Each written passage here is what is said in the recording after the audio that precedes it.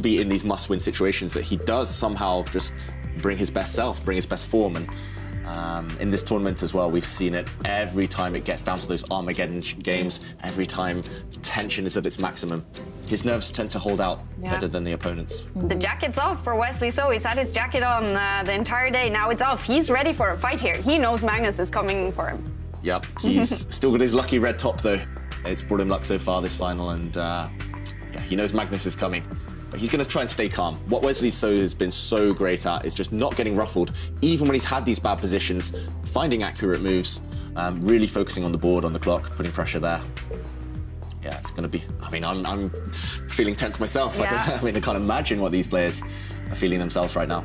And exciting to see what Magnus and his great team of seconds and his coach has planned for this final game in a must-win situation. They must have some sort of plan for this situation. Yep, so White has pushed his king's pawn forward, Magnus Carlsen pushing his central pawn there. This is how he opened his game last time with the white pieces. It went relatively well for Magnus Carlsen in game 2 of today's match. He got an advantage from the opening. He wasn't able to bring it home to victory, but he got close. And will we see a repeat of that? Meanwhile, these two players, they've been debating the same opening over and over again today with both colours. We see another Italian game.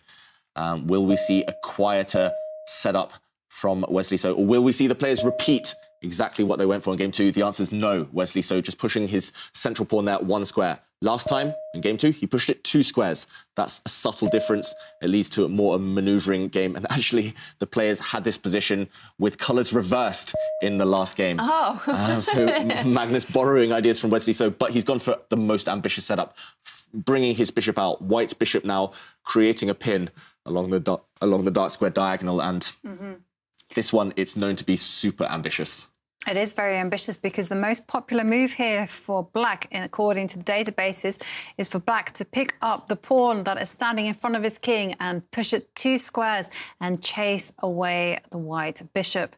So Magnus saying to Wesley, hey, if you want to play aggressively, I'm up for it. And he's done it. He's done it. Black pushing a pawn forward here. He had to kick away this white bishop, but suddenly, look at the black king. Not entirely safe. Black's pawn would love to just step backwards now 2 squares to keep the king safe. So Magnus Carlsen, he's achieved something.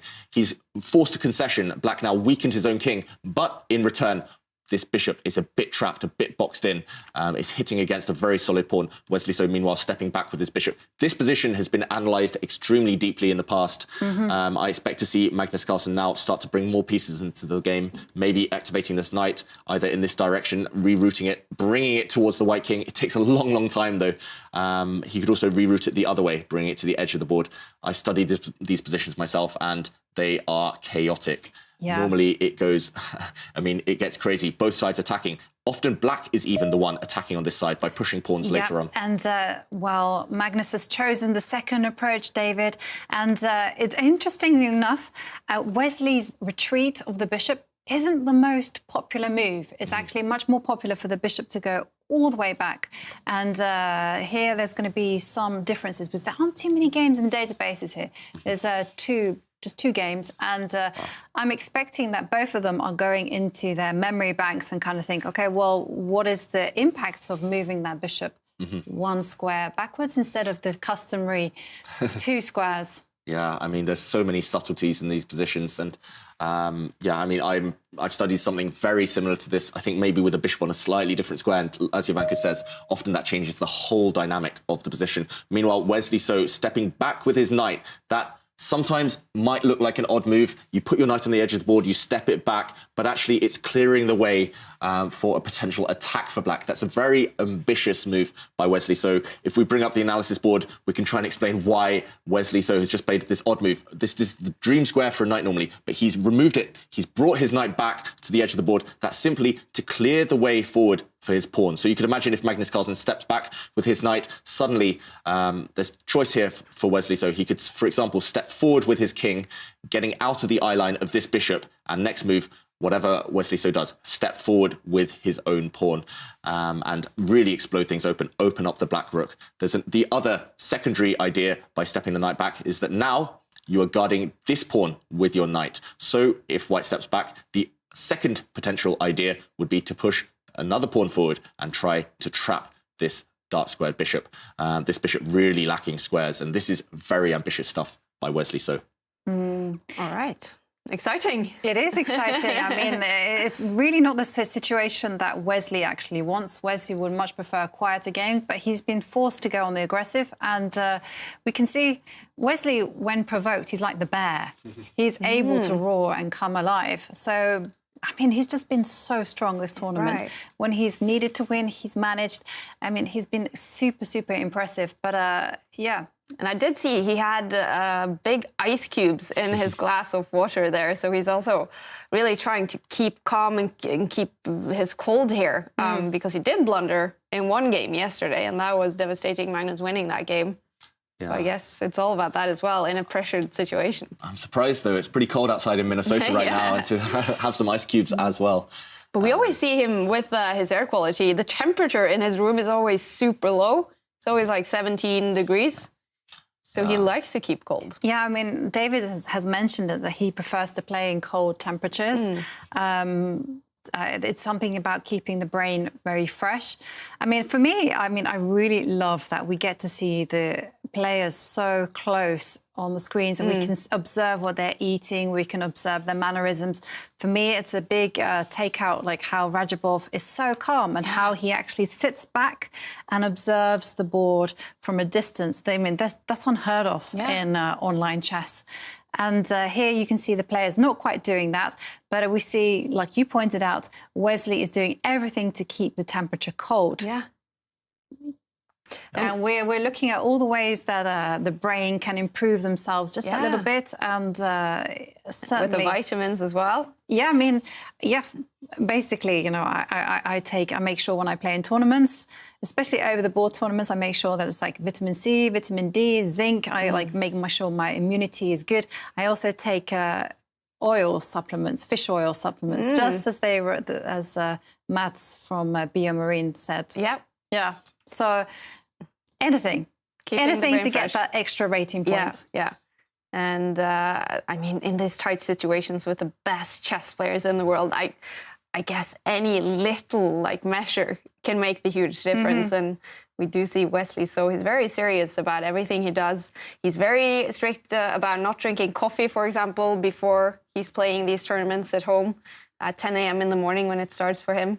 So he's got very clear ideas on how to perform on his best. Right. Yeah, he's got very good sleep routine. He doesn't watch too much TV, doesn't go on the internet too much, you know, during these tournaments. He just very, very, very focused. He has that single-mindedness of winning every tournament he plays in. Right, yeah, and I heard about the 10 hours sleep. 10 hours sleep. But for me, it's also very interesting because it's the first time we've ever seen like these online competitions that have been super serious.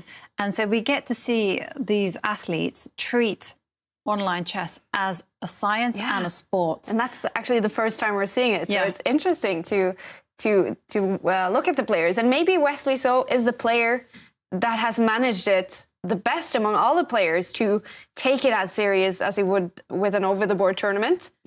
And that is why he's performing maybe the best among all the players so far in the Meltwater Champions Chess Tour, together with Timur Rajabov, maybe.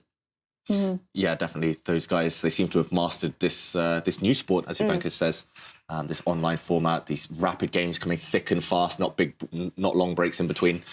Somehow he seems fresh. I mean, in game 4, just as fresh now as he did game 1. And whatever Wesley So's doing, I want some tips. Because maybe the other players sitting at home, it's not as easy for them to take it as serious as they would in a hotel, in a bubble with an over-the-board tournament. So it's harder for them to adjust to this being a we're going to talk about action. We are seeing action on the board because Wesley has played the most aggressive move. He is pushing those pawns forwards. Wow. I certainly approve, and action is happening, David. All the action is happening. Wesley So, remember, he only needs a draw in this game to win the whole tournament, to win the Opera Euro Rapid. But Wesley So, he's not going to be backing down. He's not going to be going defensive. Wesley, as black, is going on the attack. We mentioned pushing pawns in front of the black king weakens the black king, but Wesley said, OK, I'm not just stopping there. I'm going to keep pushing forward, and some lines have been opened. Some pawns have been traded. Black's light squared bishop now creating a very scary pin. Whose king will be weaker? Black's king a bit more open, but if you can imagine Black's king tucking itself away in the corner, a rook might step across to eye up the white king.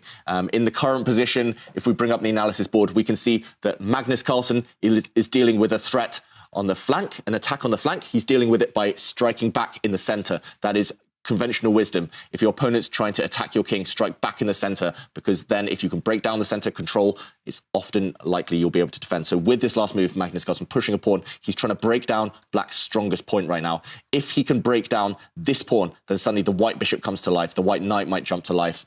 Meanwhile, I expect Wesley so potentially sooner or later to step across with his king, and you can imagine the black rook stepping across as well, eyeing up the white king indirectly. It's going to be a real race here. Who gets to the opponent's king quicker? Will Magnus Carlsen's central offensive with these pawns, will he be able to open things up before he gets checkmated? Or will Wesley so, with this attack down this line, get to the white king? The white king is never going to feel safe when there's an open line in front of it. All right. It is a must-win situation for Magnus Carlsen with the white pieces here, and it feels tense, this game so far. It feels they're testing each other a little bit. Very tense, and maybe that favours Magnus in a way. Like, he wants this full-blooded battle. He didn't want a position where Wesley just has to find 4 or 5 accurate moves and then it's a draw. Here, he's giving Wesley so choice on every move, at least. Wesley, I mean, in this current position, I can see at least maybe 4 or 5 logical moves slowly improving the position. Maybe a couple of trades that Wesley has to consider as well. And, yeah, I mean, Wesley will burn some time sooner or later. He might have studied something similar, but he wouldn't have looked at this exact position before. So yeah, it's, anything could still happen for sure. And it was the same opening as the last game, you said. But has it become, after now 60 moves, a very different game? Yes. Yeah, totally different. When we first kind of saw it in its opening stages, it was really a cagey game. Both sides are kind of trying to maneuver everything. And then suddenly with a bishop move, we see fire on the board as pawns start rolling. And I can tell you the open nature of the black king has increased the risk factor for black. So if he goes wrong, that is it. It's going to be game over for Wesley. And that's a very, very unpleasant thing to actually face, especially when your point ahead, you know a draw is sufficient and you're trying to stabilise, kill the life in the position. And instead you're going to have to deal with just chaos on the board. Yeah, Wesley actually leant back and yawned there. Yeah, okay. Yawning in such a critical moment is not a good sign. But, OK, meanwhile, he has captured in the centre. And that, I think, is maybe a step away from what Wesley should be doing. He's allowing white to bring some pieces into the centre. Once the centre has exploded, once it's really opened up, it's going to become about king safety. And right now, I mentioned white's king should have been the one getting attacked, but right now black's is the weaker. So the more the centre opens up, the more that will favour Magnus. I think Wesley should have tried to keep on to his stronghold in the centre early on. Now we might see, for example, a set of trades and suddenly white is the one establishing these strong pawns. White has these great bishops suddenly coming to life. And yeah, I think Wesley so maybe making a small mistake. But meanwhile, Magnus Carlsen, he has to make a decision. Personally, I would capture the pawn with this knight because the knight otherwise is not doing too much on this square. But OK, Magnus, OK, he finds that move eventually, but he still has to decide how to maybe just break down black's pieces. The most annoying piece for black is especially this bishop, creating a pin along this diagonal. If he can somehow get rid of this bishop, I think black's position might fall apart. Yeah, I agree there, David. And I also have to say, if the position really heats up and we see the most dramatic thing in chess, I completely agree with Muffin from Twitter, who says, if someone sacrifices the queen today, it should be called the Valentine's Gambit. Yeah. I agree. Yeah. Valentine's Gambit, yes. I'm trying to think if there's an opening to do with love or Valentine. I can't think of one off the top of my head. Maybe that should be implemented. There's so many strange openings. What was the name of the one yesterday? The fried liver. The fried liver, yeah, yeah. But that's not the weirdest one. We have weirder ones. Really? Yeah, we have one which is the monkey's bum. Oh, right. You know. Yeah, and it kind of comes from this. Someone showed this international master an idea that they had in the opening, and they said, no way. If this works, I will be called a monkey's bum.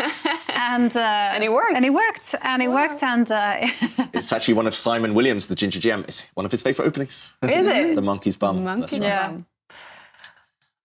So no Valentine's Gambit in this game so far. Level material on the board. Wesley So with a slightly weaker king, but a lot of tension. A couple of pawn trades. That's all we've seen so far. It's definitely, I think, the best match strategy from Magnus Carlsen in this game. Just keeping Wesley So's options open, making him nervous about where he might go wrong. And meanwhile, how we see Magnus, that's pretty much perfect temperature. Well, yeah, the temperature. But I'm surprised to see that the humidity is still so bad, because it's been so bad the entire tournament. And Airthings tweeted some suggestions for Magnus to get the air quality a little bit better, the humidity. Have a shower, leave the door open, and they definitely said hang up some wet clothes to dry. I know we had the same problem, actually, because I just got my Airthings device. Yeah. And so we've been waiting while it's calibrating, but it's telling me the same problem, that humidity in my office is way too low, and it's giving me those suggestions. And all the while it's going, the air quality is poor, so I check the app and... I'm sure it'll get better. But it's very, very important, actually, I think, to have good air quality. And we have seen a kind of a correlation between poor CO2 levels and poor play. And especially the CO2 level is important, right? Right. All right, and we have some moves with OK air quality for both players there. Yep, we have seen some moves, and Wesley So we see his air quality is good, but I'm not so sure his last move is so good. If we bring up the analysis board, we can see why Black has just played his last move. Black bringing his knight into the game. Remember, I've highlighted this pin. White's knight right now cannot move. This knight cannot get tempted to take its opposition knight because the queen would drop behind it. So there's a bit of tension. Black potentially threatened to capture this knight. I think it's time for Magnus Carlsen just to step out of this pin, step out of the eye line of the bishop. He does this, the white queen stepping forward. And now Wesley So, I think, is going to be in trouble. If he captures these knights, if they disappear from the board, yes, the black bishop can move, it's attacked, but suddenly white's king will sidestep, and you can imagine white's rook stepping across. This black king now is going to be so open, no pawn shelter in front of it. This black king is destined, just to get checkmated, simply. So Wesley So has a big problem after this queen move. What do? You want to capture this knight, but if you do, you actually open lines against your own king. So Wesley So's last move looks like it might rebound. I don't really see any other option, though. That's a problem for Wesley So. Now that white's queen is on a safe square, white's knight is released, attacking the opponent's knight, attacking this pawn. It looks like trouble ahead for Wesley So.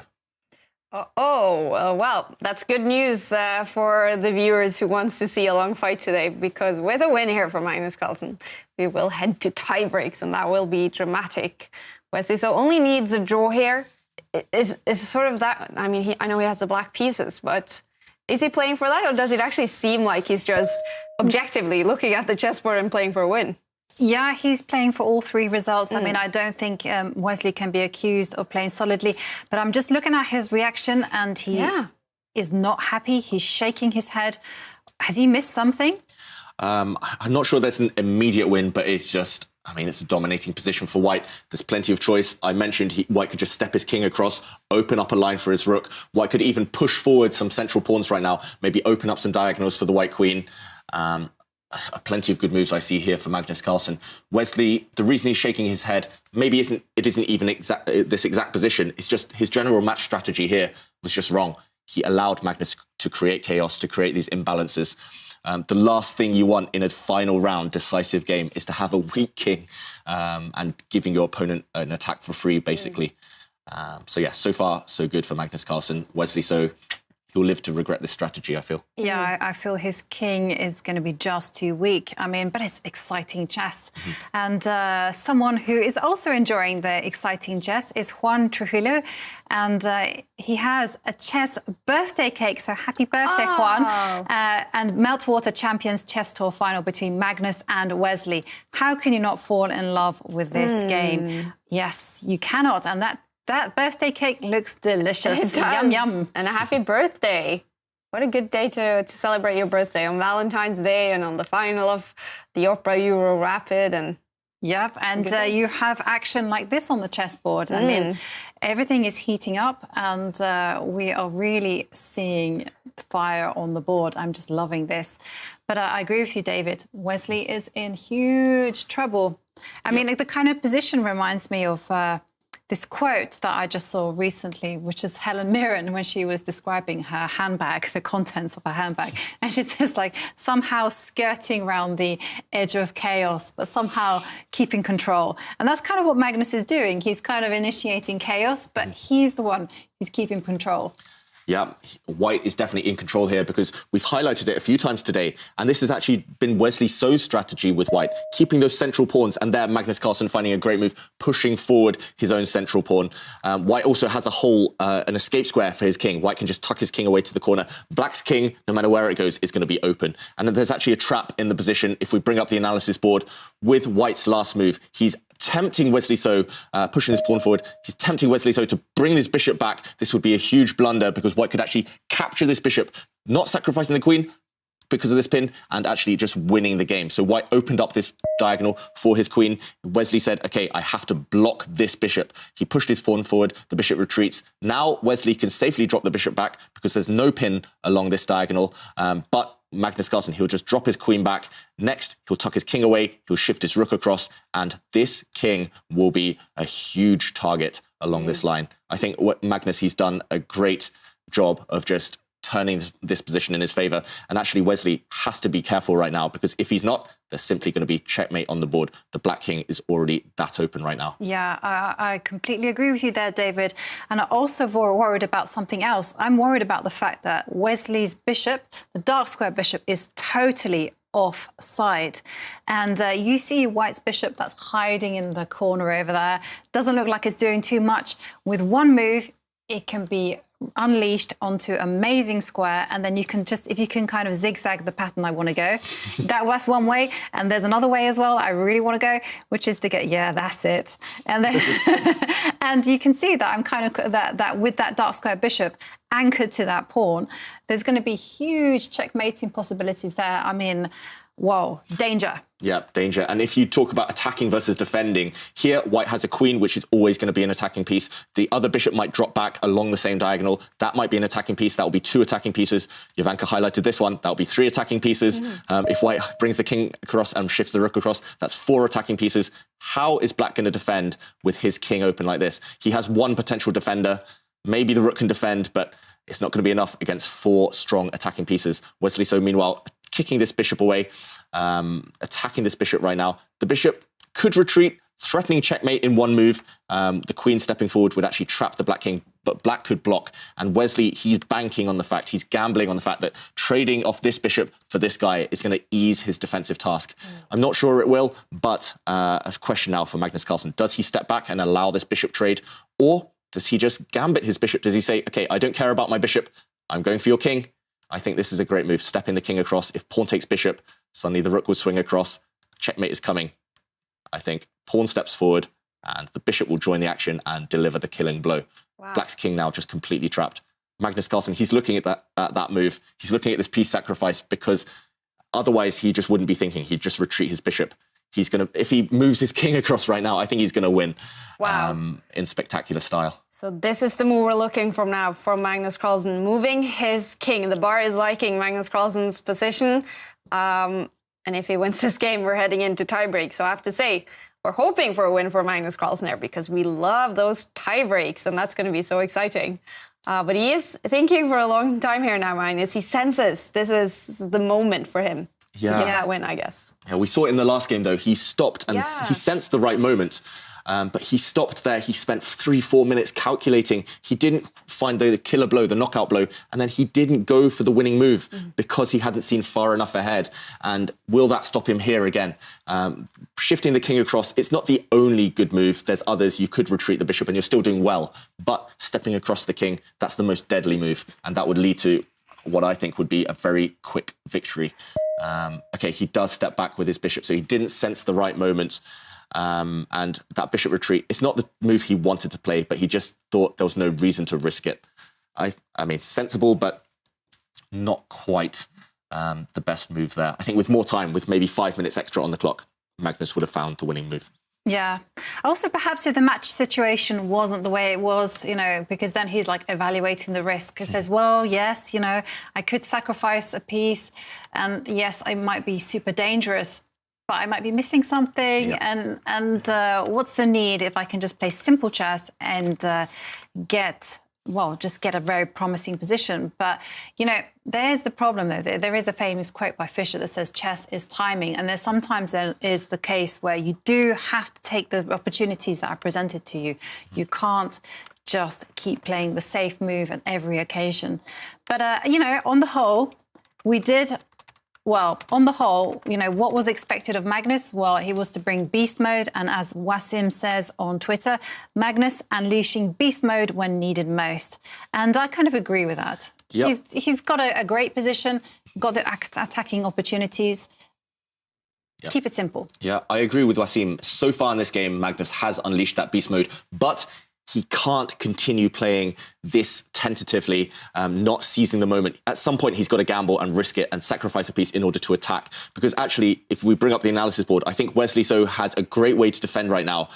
He could use, this bishop, Jovanka highlighted it, it's offside. But if he brings it forward, attacking this white rook, the white rook has to sidestep. Maybe one defensive idea is to use this rook, which is doing nothing. Shift it up. Swing it across, defend your king with a rook that was previously redundant, that was, just had no job. And if Wesley So finds this, I think he's right back in the game. It's not obvious at all. In the current position, it looks like this bishop is doing nothing, this rook is doing nothing. So it's a bit of a hidden resource here. It's not the most natural idea to somehow use this rook in the corner as the key defender to swing it across like this. But that's what Magnus Carlsen has allowed. That's why we talk about speed in chess, tempo. You have to seize the moment because otherwise your opponent will be able to defend. Instead, Wesley So brings his queen out. I don't like that decision because now White's king is going to step across and there's a big, big threat. White is going to bring his rook and pin the black queen and win that black queen. That's why Wesley So blocking this line with his bishop. So the white queen now has to sidestep, but I think that's helped Magnus Carlsen. This is a very useful move, bringing the king across. Wesley actually helped Magnus improve his own position. All right, so David, predictions right now. Is it a victory for Magnus Carlsen? I'm going to say yes. And not fully confident yes, but yes, I'm going to back him. Yeah, I'm going to back Magnus. He's done good so far. And just looking at the clock situation, both times are kind of quite level. So I just really like Magnus's position. And Magnus has strong nerves. He knows what needs to be done, and he often just does it. There was a time when he was absolutely unbeatable in tie breaks. It was just unheard of. He would consistently choose this as a method, and no one could do a thing about it. But it's very nice to see that Wesley and the other grandmasters are kind of keeping him on his toes, and he is, in fact, being challenged. And we've had some progress because, Magnus dropped a pawn. Yep, he dropped a pawn, but it was a sacrifice. Magnus Carlsen allowing Black's dark squared bishop to capture one of White's central pawns, but he did that in order to gain time. And that's why we sacrifice, in order to make our opponents waste time capturing those pawns, misplacing their pieces. And White's rook, meanwhile, has shifted across. Look at the white rook next to the white king. It's eyeing up the black king along that line. The black king still is the biggest target. So Magnus, he should have a big, big attack, but he still has to be accurate. I would maybe use that rook, lift it up, attack Black's bishop in the centre of the board, gain a bit more time. Every move should create a threat. That's how we build up some momentum. That's how we force our opponent's defences to break down. Magnus, this is a key moment, I think, with only 5 minutes on the clock. If he can't whip up this attack in the next 2-3 moves, Black's a pawn up, Black might get the queens off, and it's going to be difficult. So it's now or never. And I have to say, Magnus Carlsen seems extremely calm in this game. We've seen a lot of mood swings, a lot of body language from him this whole tournament, both laughing, super angry. Today and in this game, he's just super calm. And I guess that could be the winning recipe for him. Just completely in focus here. Yeah, you want to be calm, but not too calm. And just as you say that, Kai, he leaned forward and started frowning. But yeah, he will sense, Magnus Carlsen, great instincts, he will sense that he's doing well, but it's difficult with only 5 minutes, less than 5 minutes now, to find those deadly accurate moves to completely take away the opponent's defensive ideas. If we bring up the board, the move we're looking for here, I think the key move from Magnus Carlsen is to use this rook, bring it up the board, attack this bishop, gaining time. And when the bishop is defended by this pawn, step your other bishop forward, getting rid of this key defender for black. Next move, swinging the other rook across. That's why we moved our other rook first, so that we create a square for the rooks to connect. And if Magnus Carlsen does this, I think all of his pieces, they're going to be ganging up on this square and he's going to win. But it's not 100% obvious, this rook lift. Maybe he's looking at this move first, but I think bringing the rook up first is more accurate.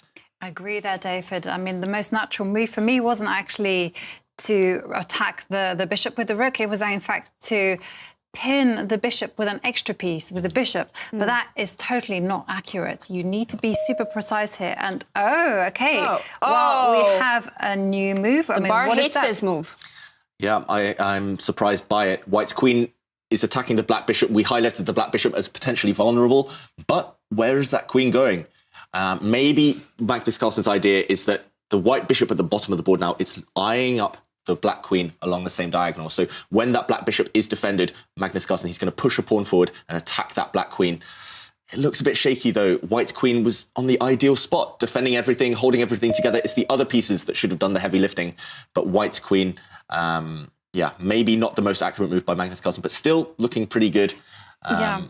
But also it wasn't by being not the most accurate move, maybe not the most logical move. It might be the perfect move to kind of confuse Wesley and make him react in not the most precise way, because he did, in fact, push the pawn to protect the bishop incredibly quickly. And when there's so much danger in the position, you should really be taking your time.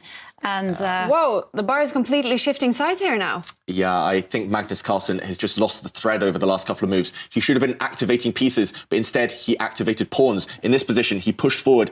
Yes, he's attacking the black queen, but after the queen steps back, suddenly this pawn can never move forward because it's actually pinned to the white queen. The pawn, if it steps forward, the white queen would be lost. Instead, Magnus, he should have been activating pieces before the pawns. He should have brought his rook up. A similar idea to what we highlighted earlier. Attack the black queen, the queen has to step back, and now step forward with the bishop, gang up on this bishop, bring your other rook across, activate your pieces. Instead, he's pushed pawns. And the other thing we notice after Wesley So's move is later, when the black king steps across, white has weakened himself along this diagonal. The black bishop might jump in and give check to the white king later on. That might be a really awkward idea for Magnus Carlsen to meet. It does look like he's just missed the key moments. He's taken his foot off the pedal, and suddenly, in the current position, Wesley So, he's defending everything. Yeah, and he's doing it now. I mean, he's doing the plan now, but okay, is it too little too late, David? Yeah, he's just played the right idea, but in the wrong order. And now if Wesley So pushes a pawn to actually attack that rook, then Wesley So, I think, actually has a winning advantage suddenly. Wow. Remember, Magnus sacrificed a pawn earlier, so if Wesley defends, black's just a pawn up. The world champion. But wait 1 second. Wait 1 second. We're on only move territory here. Wow. That is the only move to kind of keep control of the game. If black plays a little bit more natural move, just to move the king to the corner, just getting out of the way of the rook, well, White's winning. White is going to be back on top again. And, Wesley is finding the attacking moves needed. Wow. And now it is Wesley's time for the counterattack. And, Magnus is in trouble. Yeah, he's just completely lost control. He shifted his queen across, he pushed a pawn, he lost two key moves, and now black is the one striking back. Look at that. Black's bishop's now perfectly defending his king. The black queen as well, and the bishops, they're just coordinating perfectly. Suddenly, white's bishop at the bottom of the board, I mean, what's it doing there? It's retreated to a terrible square. The white bishop next to the white king, it's just blocked in by a pawn. Magnus Carlsen, over the last few moves, worsened his pieces, helped Wesley improve his own pieces, and black is in control. And we did see Magnus Carlsen frowning there. This is a dramatic set of events for Magnus, because he has to win this game to take it to tiebreaks. And right now, it's looking like Wesley So will either win this or take it to a draw. And that means it's over. Wesley So will again have beaten Magnus Carlsen in a final in the Meltwater Champions Chess Tour. And look at Magnus now, just deeply into concentration, looking at something that can, I guess, put Wesley off. A surprise. I mean, look at Magnus there. He's not happy. He just gestured as well. Yeah. He's furious with himself. Just something isn't quite right with that attack. That killer instinct is not there. He actually forced Wesley to find a series of only moves. Yes, we said it was a narrow path to survive for Wesley, but Magnus forced him to find the best moves. And Magnus, not happy. And 1.5 minutes left.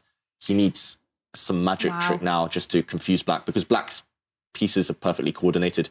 There's no tricks. There's no immediate tricks in the position.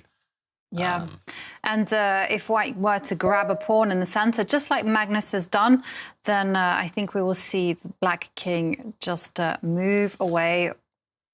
Yep, the Black King will hide in that corner now. And then suddenly you can just see that that's as if by a miracle, Wesley's pieces are all beautifully aligned together. You see the two rooks are beautifully connected. Those cluster of bishops. Do you remember? I remember when we saw the position maybe about 10 moves ago, Black's bishop was on the other side of the board and everything was going wrong. Now, beautiful defensive strategy from Wesley. Very instructive, actually, how he managed to kind of create problems for Magnus. And yeah, it's also really instructive on how Magnus went wrong, because Magnus did a typical rookie mistake, which is very over-eager and just pushed those pawns when it was pieces he needed to mobilise. Yeah, and meanwhile, Magnus is mobilising his pieces, bringing a bishop out there. He's actually offering his rook as bait right now. Magnus Carlsen saying, yes, you can take my rook for a bishop, but it's a sacrifice. Black should not actually capture that rook right now, because it would allow White's bishops to suddenly spring to life. The momentum would be back with White. He would gain some time with threats, captures, attacks. So Wesley, I think there's a move which would pretty much, not end Magnus Carlsen's chances, but lessen them considerably. If Wesley pushes a pawn there on the left corner, it's not an obvious one, but if he pushes it down, I think Wesley is in full charge of this position. It's still a bit scary. Anything could still happen, but Wesley, with 4 minutes against Magnus's 1, it feels like he should be able to find the best defensive moves. And if Wesley pushes the pawn now, that pawn on the left-hand corner, I think Black is going to win. There's other moves. Maybe he could bring a rook to the centre, attack White's queen. There's options. Wesley, this is when we will see him either get nervous or just kind of brush off those nerves and go through to victory. He looks cold as ice, Wesley, so he looks super in focus, and we are looking for that move from him that could give him a win in this game. He only needs a draw. He only needs a draw to be the winner, and Magnus Carlsen is so focused because he needs to win this to take it to tie breaks. And Wesley, so now he had the time to take a pause there to think, and he's taking that, took it. He plays the best move. Black's pawn dropping down. Black's pawn's actually about to make a new queen. I'm surprised by that last move. I thought the Black bishop, which is attacked, would have moved, but Wesley sacrificing his queen. We've seen a new queen on the board. So actually there, Black gained a rook for a bishop, but in doing so, he lost his strong pawn. So now it's a fight for the Black King's life. If the Black King survives without getting checkmated, he's simply a rook for bishop up. But he did have to depart with his light squared bishop. Maybe Magnus Carlsen can magic up an attack somehow. It's not going to be easy. No, it's not going to be easy at all. I mean, it was quite instructive, actually, how Wesley plays on the other side of the board. You know, everything is happening on the right, but Wesley's like, no, cool, let me push a pawn on the left. And I just love that kind of like box-to-box thinking, using these queens as defensive pieces. But totally, the essence of the position is Wesley's king needs to survive White's initiative. And with the clock ticking down, the margin for error increases. And with double bishops on the board, well, it's still so much danger. Still a game. And maybe if we bring up the analysis board, we can just go over that quick action that just happened. In this position, White is attacking a bishop. Wesley ignored that. He played pawn takes pawn, allowing this bishop to drop off the board. This pawn cannot currently promote because it is defended by a rook. So that's why the Black Queen sacrificed itself to distract this rook. And we saw a new queen enter the board. And suddenly the queen dropped back to defend. And Magnus Carlsen pressing forward with his own pawn, opening up this bishop. Wesley says, I'm going to start trading rooks. Whoa. And look at this. After White's rook shifts across, the other rook is going to join the action. If this rook disappears, White's king is going to be under threat along the back rank later on. So Magnus has to keep this rook. But how do you do it? You have to go to a terrible square. Black's rook's now in perfect positions. Wesley should win this game. Oh, wow. It's looking terrible for Magnus Carlsen with only 1.5 minutes left on his clock. in a losing position, in a must-win situation. It couldn't be worse for the world champion right now. No, and look at him, so angry with himself. Because he looked so good in this game as well. He had a winning possibility, at least. Yeah, he had a fantastic position. You know, he completely outplayed Wesley in the opening, and he got the middle game of dreams. It's just Wesley defended extremely well, and he posed some practical problems to Magnus that Magnus just didn't solve. And you can see when you misplay an attack, well, you are often at risk of something that we call the counter-attack. And here Wesley is in his element. And yeah, Magnus moving his rook up the board to attack the bishop. But it is a little bit too hopeless to actually. Yeah, Black's just going to get that rook off the board. I wouldn't even think about it. Just eliminate White's rook and then start to try and get the White king now from behind. The White king is extremely vulnerable on its back rank right now. If Black's queen can somehow join the action, White's simply going to get checkmated. So the other thing Wesley can bully Magnus with is potentially a queen trade. He can offer those queen trades because he knows not only is he winning at this position, a draw is still enough. Yeah. So if he can get the queens off the board, even giving back some material, that will win him the tournament. He's certainly making the threats now, because with his queen move, he did threaten to give checkmate to Magnus, but Magnus defending. But again, we're seeing another passive move from Magnus, and the more passive moves that are being made, the harder and harder it is to survive. Okay, so are we going to actually see a repetition? No, there's no chance that Wesley So is going to give Magnus a repetition there. Black suddenly using teamwork, using the queen and rook along the same line. There's a huge threat. Queen here would be checkmate. Magnus had to defend against that.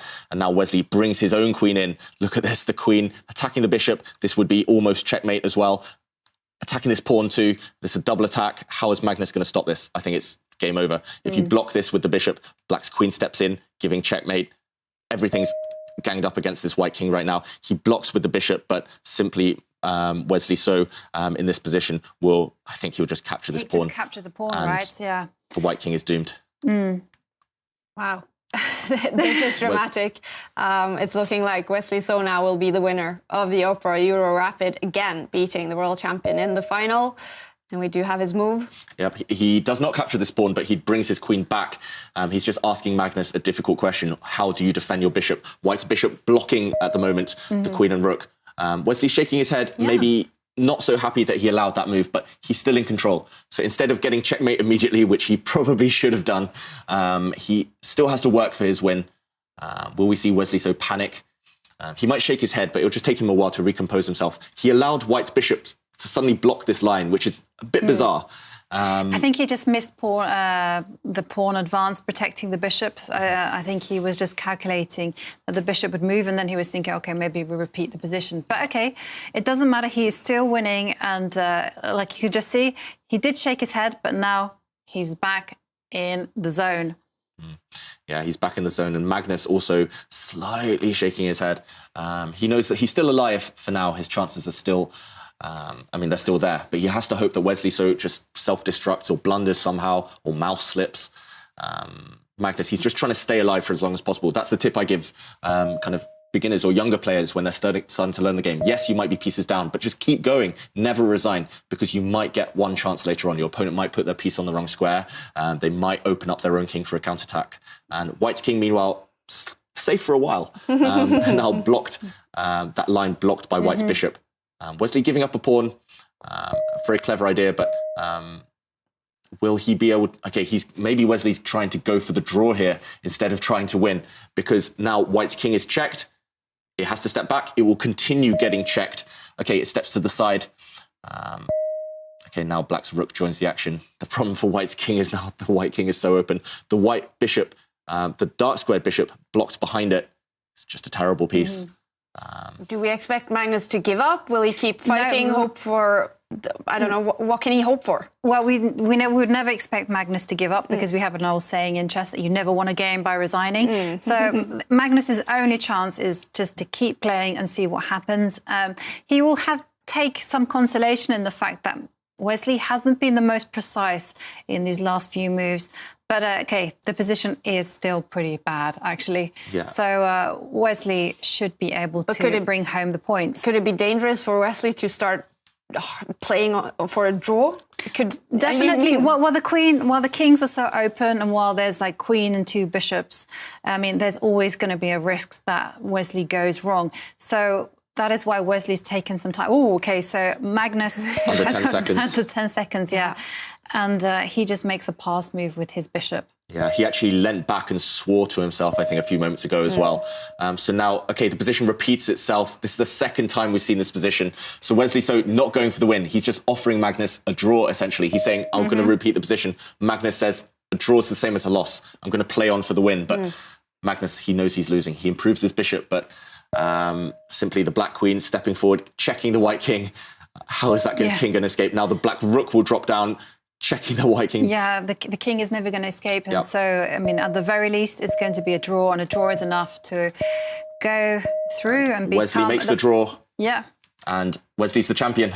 Wesley So is the winner of the Opera Euro Rapid. The second time he wins an event in the Meltwater Champions Chess Tour, and the second time he beats the world champion Magnus Carlsen in the final. What a success for the fantastic Wesley So. And he has been so solid. He's played fantastic chess, almost not losing at all. He seems almost unbeatable. And Jovanka, how impressed are you with our victor, Wesley So? Extremely, all I can say is one night at the opera, so bravo, Wesley. I mean, what a performance.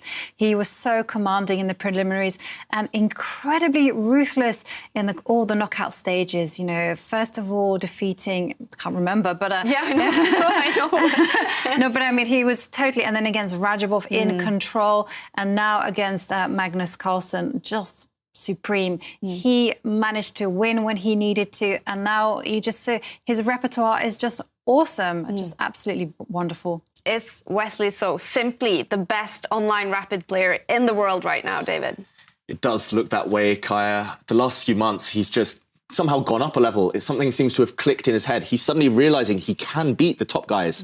In the past, he was a bit negative. Sometimes he'd take these draws from winning positions, but now his killer instinct has clicked. Everything's just going in his favour, and he's shown it. Second time in a row now he's beaten Magnus Carlsen when it matters in a final. And as we are waiting for the champion to join us, let's take a look at this final game, because Magnus Carlsen needed a win, and it looked like at one point he could get that win. But then some inaccuracies, and we're ending up with Wesley So in a winning position. That's right. So this was actually the key moment in the game, I think. And Magnus Carlsen, his bishop is attacked. Black just pushing a pawn here, attacking this bishop. This is where Magnus Carlsen started to go wrong. He lost the thread of the position. He paused here. He thought for 3-4 minutes. He knew this was the key moment, but he didn't trust his instincts. He should have just forgotten about this bishop. It's more important to go for the opponent's king. And with the move, king to the corner, he would have won this game. Simply, if the bishop gets captured, white's rook joins the action, the king steps to the corner, and now the winning move, bringing another piece to the attack, pushing the pawn forward, and if pawn takes pawn, the white bishop joins the action. Black's king is pretty much trapped here. White would have won this game. Magnus Carlsen would have broken through with a winning attack, but instead, he retreated his bishop, bringing it back, and he lost all momentum. And we are now joined by the champion of the Opera Euro Rapid, Wesley So. Huge congratulations, Wesley. Yeah, hi, Kaya, hi. So, yeah, just very happy. Well, first of all, I'd like to apologize to Magnus for celebrating on camera, but... I think that's okay, Wesley. Good. Wesley, this is the second Meltwater Champions Chess Tour event you're winning. Second time you're beating Magnus Carlsen in the final. What does this one mean compared to the Skilling Open? Yeah, it's big. It's big. It's totally unexpected. To beat Magnus in any match is a huge honor. And it's a real pleasure to do so, because just playing him already gives you a lot of experience and a lot of honor and stuff. And to beat him twice in a match is just unheard of, really.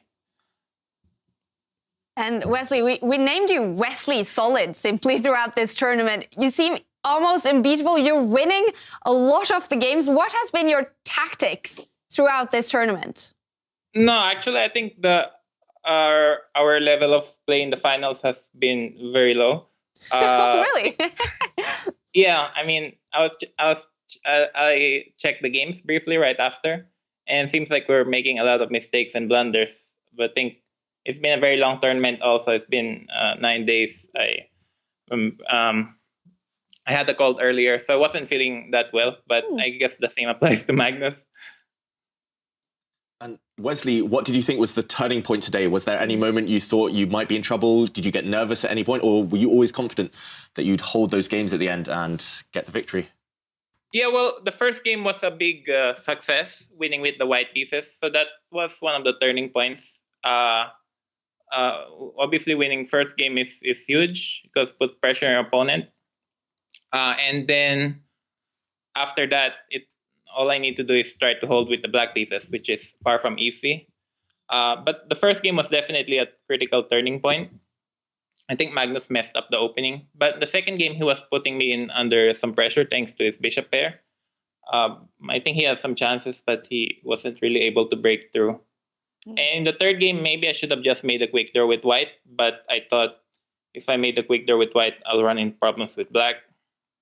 So I thought I want to put pressure with white, but I could have easily lost the third game, and that would have been disastrous.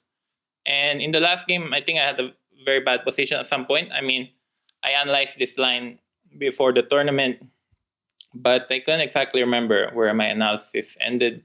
Probably Magnus' preparation was just better also. I think I was in a bad situation at some point.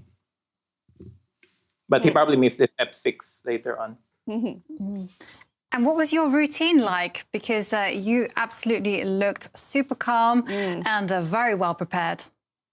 Yeah, well, the game starts at 10, so I wake up at 8 at 7:30. Then I just I don't do so much chess work in the last days. I'll just read my book, try to relax, and right after the game, I'll watch some TV show or movie or read books, and then try to sleep 10 to 11 hours a night.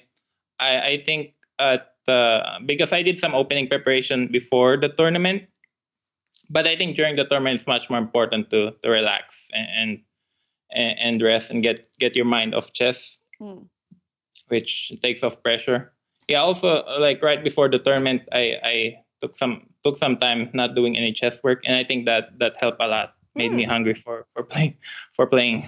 Sounds like a perfect tactics. Wesley, I'm very curious because it's been a long time since we had over-the-board chess. You have been so fantastic in this online rapid format. You're number 9, I think, on the world ranking list in classical over-the-board chess. And what should we expect from you when the over-the-board resumes? Yeah, actually, I'm very excited to play over-the-board once again. I haven't played in over a year. I think my next tournament will be in Norway, so I'm really excited for that. I'm very nervous on how I'll do. I mean, this tournament I was also very nervous, but things went out very well. So I'm just I don't know. It's hard to say exactly. Sometimes I'm very disciplined, and sometimes I work long hours before tournament. But sometimes I'm also very lazy. So I think if I prepare like a month in advance of an over-the-board tournament, then hopefully things will go well. And I know you're a very humble guy and a very hardworking guy, Wesley, but we keep talking about you are now. I mean, you definitely are one of the very best chess players in the world, currently maybe the very best ones. Then do you expect now to sort of jump up on the ranking lists and be the winner of many big tournaments in the future as well? No, first of all, rapid is very different from classical and blitz. Rapid is my favorite time control because it's a mix of blitz and classical. So yeah, I seem to have this time control 15 plus 10 in pretty good shape because I'm generally ahead in the clock. But no, it's just one tournament to another. I think this day has just not been Magnus Day the last couple of days. I mean, I also made a lot of mistakes, but he wasn't able to capitulate on those mistakes. So, yeah, I don't think I particularly showed a high level of play in chess. But, yeah, I guess, yeah, it's hard to say. But I'm very excited to play over the board once again. And, yeah, right after the pandemic hit last year, I was very badly motivated. I wasn't working on chess. But now, thanks to the Magnus Chess Tour and the Champions Chess Tour, it gives players hope and gives them motivation to study. And I guess the secret to playing chess well is not thinking about the results per se, or not thinking about rating points or prizes, but just to play well and just to have fun, just to play some good chess, play some good moves, because at the end of the day, also you're doing it for the fans and for other people, so you don't want to cheat them by playing bad games. Is that something you're very aware of when you play, Wesley, the fans? Because your play this tournament's been super exciting. Yeah, definitely. If there are fans watching games, then it makes me very pleased. Yeah, same time, big shout out to all the Filipino fans out there who watch my chess, and also to the St. Louis Chess Club, the Rex and Jeannie Singfield. For sure, they follow chess. But at the end of the day, I just want to be able to play some good chess and not make any mistakes. And I remember 4 or 5 years ago, that was my goal in every game that I play. But then I lost motivation and stuff. So yeah, hopefully we'll get we'll get back to the point where hopefully I can avoid playing some bad games. I mean, in the last few years, I've had many bad games, and some of them are quite embarrassing. So I use them as motivation to work harder. Well, it seems to be working, Wesley.